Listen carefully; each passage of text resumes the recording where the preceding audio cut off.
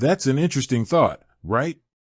How many wrong tries before your device decides it's had enough and locks you out, or worse?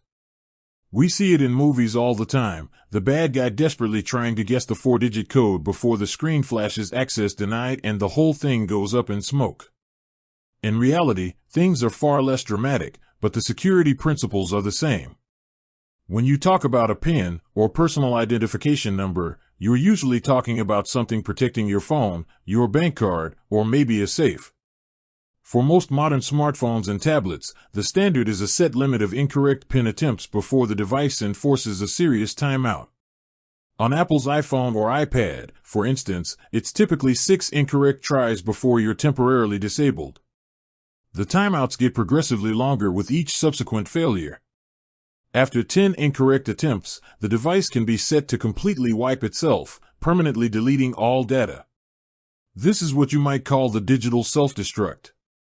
With bank cards and ATMs, the security measure is simpler and more absolute.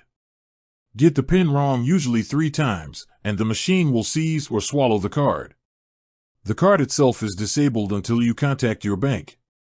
It doesn't physically explode, but it does become useless for that transaction and future ones until reactivated. Why this difference?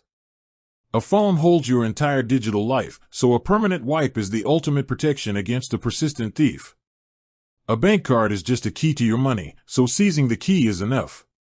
The crucial takeaway is that the goal isn't self-destruction, it's data integrity and asset protection. The system assumes that if someone gets the code wrong a few times, they're probably not the legitimate owner. It's a very simple but effective security measure designed to make a thief's job almost impossible. It's one of those things you hope you never have to test.